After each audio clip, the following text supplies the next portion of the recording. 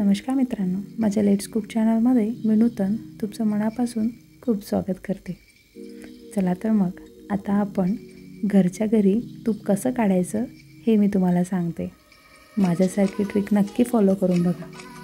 तर आपण मलाई काढायसाठी मी ही मलाई 10 दिवस साठवून घेतलेली आहे। दूध तापवल्यावर छान 2-3 तास फ्रीजमध्ये ठेवल्यावर छान जाडसर मलाई जमते।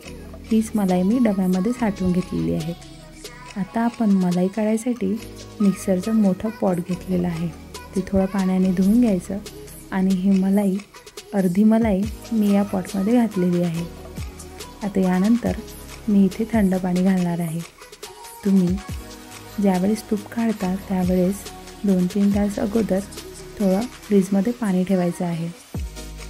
थोडं पाणी घातल्यावर आपण कमी स्पीडवर ही मलाई काढून घेऊ। आपल्याला नेहमी जमत नाही, कमी पाणी टाकूनच मलाई काढायची आहे। थोडं पाणी घालून जर आपण जास्त पाणी काढायचं आहे तर ते मलाई आणि पाणी मिसळल्यानंतर आणि त्याचं बघू शकता खूप छान असं लोणी वरती आलेलं आहे। आता आपण हे लोणी छान हाताने गोळा करून घेऊ आणि एका भांड्यामध्ये काढून घेऊया। तुम्ही इथे थंड पाण्याऐवजी आईस क्यूबचा सुद्धा अशाच प्रकारे आपण वापर करून घेऊ शकतो। आता इथे हे लोणी मी बाहेर काढलेलं आहे आणि आता यामध्ये हे जे ताक म्हणजेच बटर मिल्क इथे शिल्लक झालेलं आहे। जर तुम्ही मलाई जास्त दिवसाची साठवून ठेवलेली असेल तर ते बटर मिल्क यूज नाही केलं तरी चालेल आणि जर ते 2-3 दिवसाचं असेल तर त्याचं छान असं बटर मिल्क आपण आपल्या जेवणामध्ये वापरू शकतो। आता मी पुन्हा सेम प्रोसिजर करून यामधलं लोणी काढणार आहे। लोणी काढताना फक्त पाण्याचंच प्रमाण हे डिपेंड असतं। जर त्यामध्ये जास्त पाणी झालं तर त्यामुळे लोणी निघत नाही आणि ते सगळं पाणी होऊन ते वेस्ट जातं। त्याच्यामुळे कमीच पाण्याचा वापर करायचा। आता इथे पुन्हा छान लोणी निघालेलं आहे। आता मी हे लोणी पूर्ण काढून घेणार आणि 2-3 पाण्याने स्वच्छ धुवून घेणार।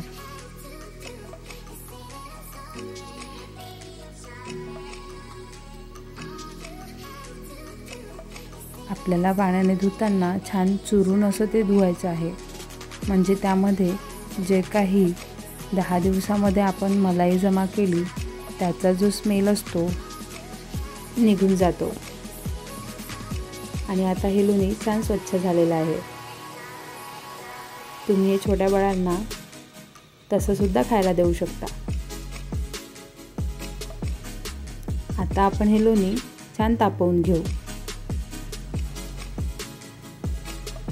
छान लोणी असं निघालेलं आहे। आता हे लोणी जेव्हा आपण तापवतो त्यावेळेस एक काळजी नेहमी घ्यायची की आपल्याला कमी फ्लेमवरच हे तापवून घ्यायचं आहे आणि शक्यतोवर ते पूर्ण तापेपर्यंत जोपर्यंत त्याला तूप सुटत नाही तोपर्यंत आपल्याला ते तिथेच थांबायचं आहे। नाहीतर ते त्याचं तूप निघून खूप लवकर जळून जातं आणि त्याच्यामुळे त्या तुपाची चव ही कळवाट बनते।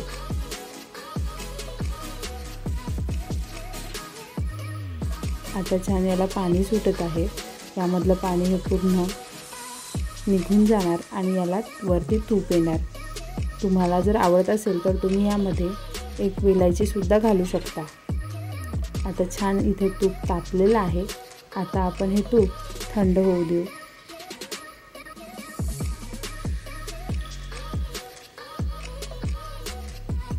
छान तूप थंड झाल्यावर आपण हे एका डब्यामध्ये काढून घेऊया। याला आपण खूप दिवस स्टोअर करू शकतो। अशाच प्रकारे तुम्ही घरीसुद्धा छान तूप काढू शकता। आणि जर माझा हा व्हिडिओ तुम्हाला नक्कीच आवडला असेल तर मला कमेंट करा आणि माझ्या व्हिडिओला लाईक, शेअर आणि सबस्क्राईब करा।